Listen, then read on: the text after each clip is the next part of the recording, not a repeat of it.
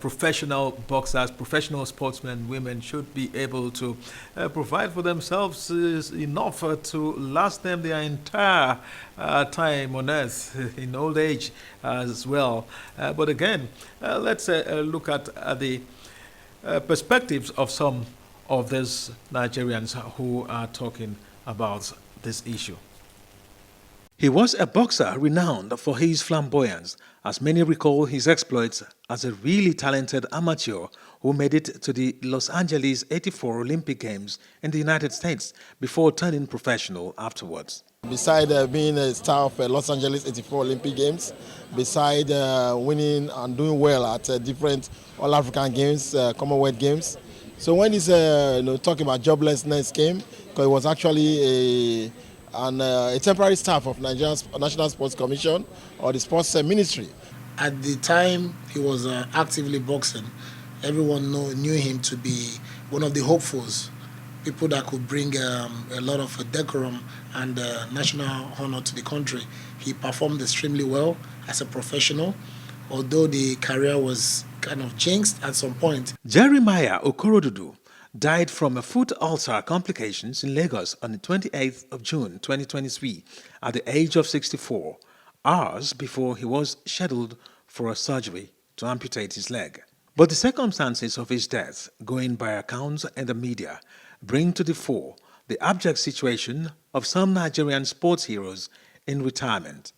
The question of neglect is thrown up by some sports journalists, including Raymond Akbawere, as Nigerian Boxing Board of Control, through the president, Rafiu Ladipo, said they heard the shocking news like anyone else. This is a guy who did so well for Nigeria. I don't think there's anybody who does not know OKORODUDU as far as boxing and representing Nigeria is concerned. But it was abandoned for no clear reason.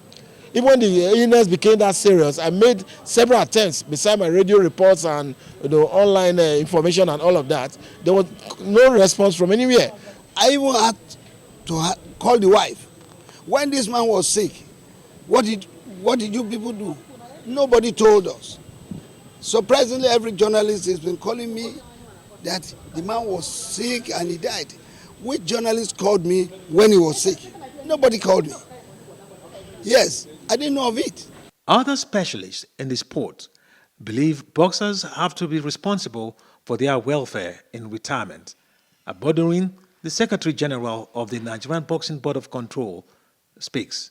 Jerry was flamboyant, you know that. He was one of our, he's Jerry boy. He went to America. He was in the camp of Don King. So, he had his time, understand? But if at that time he had invested too, maybe this wouldn't have happened. But like I said, it was his time to leave and he had to go. We professionals must be able to save for the rainy day.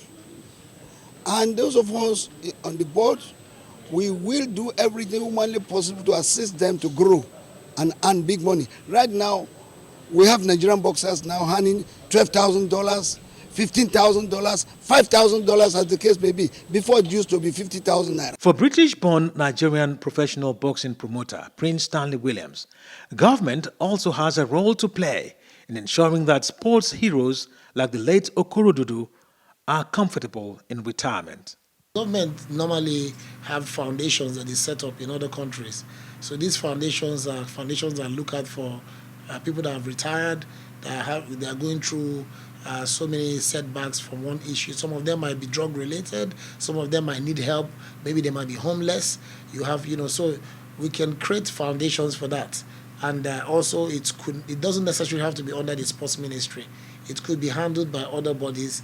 It could also be run by people that are appointed by whichever government is in place. All right, still on professional boxing in Nigeria and the case of Jerry OKORODUDU, who couldn't make it, he couldn't fight